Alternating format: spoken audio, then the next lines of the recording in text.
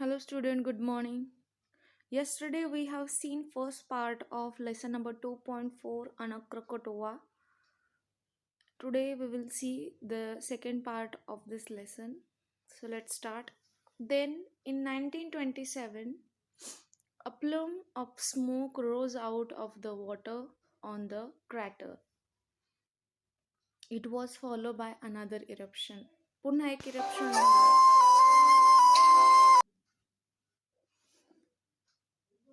followed by another eruption. म्हणजे पुन्हा एक इरप्शन झालंय त्या ठिकाणी. A few days later, a new island volcano broke water. How did it happen? आणि त्यानंतर काही दिवसानंतर एक नवीन आयलंड होतं व्होल्कॅनोचं. ते त्या ठिकाणी ब्रोक झाले पाण्यामध्ये, म्हणजे तुटून गेलं आपोआप. हे कसं झालं असेल तर ते आपण बघणार आहोत. When the underwater volcano threw up ash and rock, it was quickly taken away by the sea water. जेव्हा पाण्यामध्ये व्होल्कॅनो जी काही ॲश आहे म्हणजे राख आणि दगड आहे हे फेकले जाते, तेव्हा it was quickly taken away by the C water, आणि ते लगेच सीच्या बाहेर येत होते. कारण गरम गरम असल्यामुळे रॉक आणि ती ॲश वगैरे आहे, राख ही पाण्यावर तरंगत होती, विझल्यानंतर मग ती पाण्यात मिक्स होत होती. But then the lava started flowing out of the crater faster.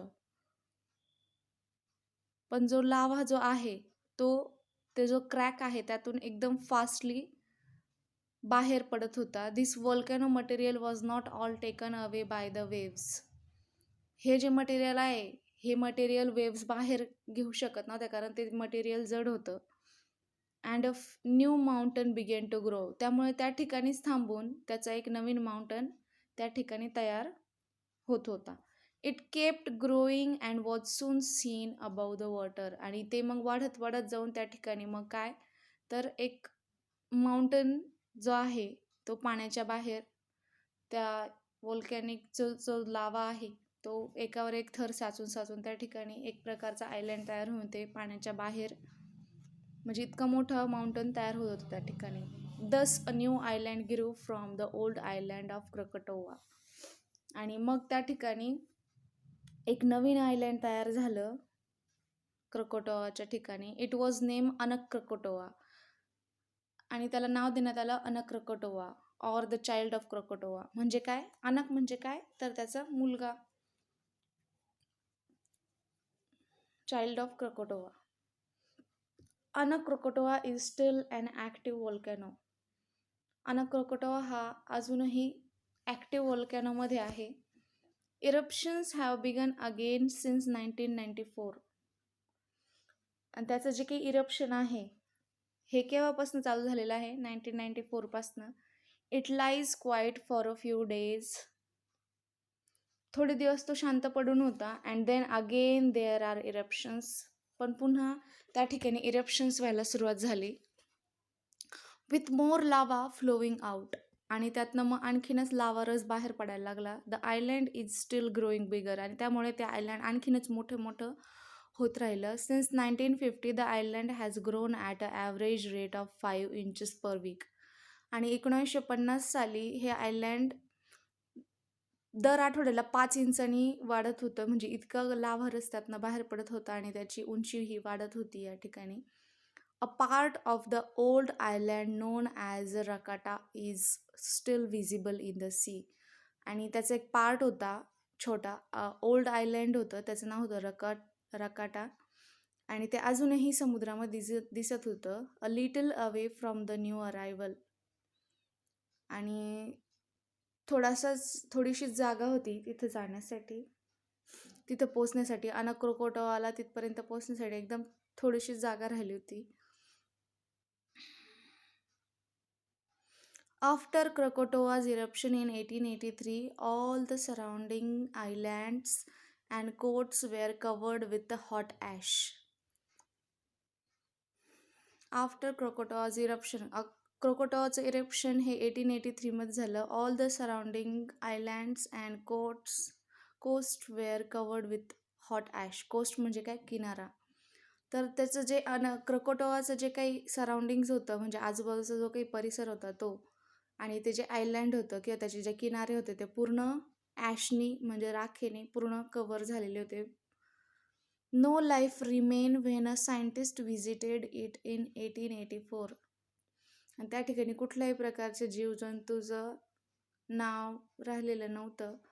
गरम राखेमुळे सगळं काही डिस्ट्रॉय झालं होतं. When a scientist visited in 1884, जेव्हा सायंटिस्टने त्या ठिकाणी व्हिजिट दिली 1884 he found just one spider there. आणि त्या ठिकाणी त्यांना फक्त एक स्पायडर दिसला.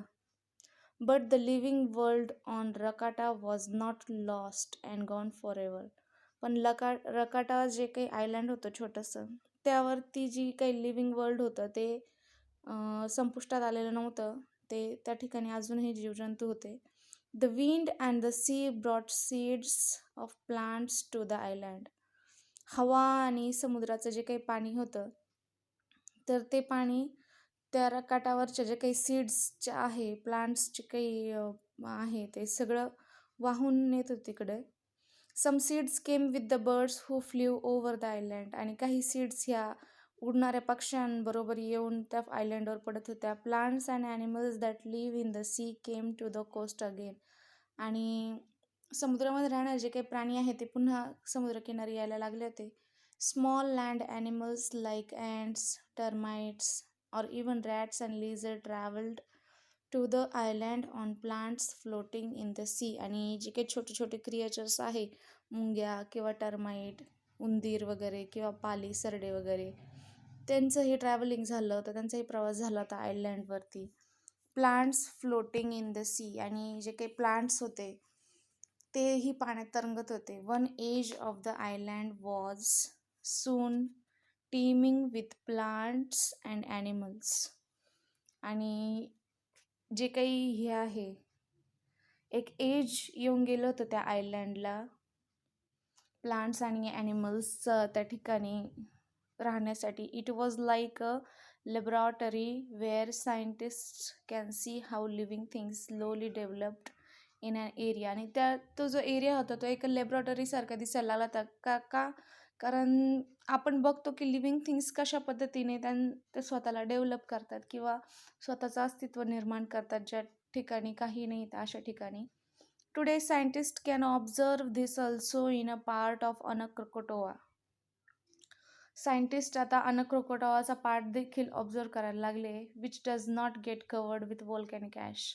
असा पार्ट ज्या ठिकाणी व्होल्कॅनिकची ॲश जमा झालेली नाही अशा ठिकाणचा पार्ट ते ऑब्झर्व करताय.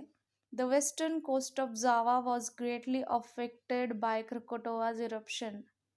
जो वेस्टर्न कोस्ट होता म्हणजे पश्चिम किनारा त्या जावाचा, त्या ठिकाणी बराचसा अफेक्ट झालेला होता क्रकोटोवाच्या इरप्शनचा. Very few human beings were left there. आणि त्या ठिकाणी खूप कमी मनुष्य जाती किंवा प्राण्यांच्या जाती त्या ठिकाणी शेष राहिल्या होत्या. But the wild animals and plants in that area ग्रीव इन नंबर अगेन. पण त्या ठिकाणी जे काही जंगली जानवर आहे ते किंवा झाडं जे आहे ते यांची वाढ पुन्हा सुरू झाली होती. In fact the wild life grew naturally since there were no human being to interfere with it.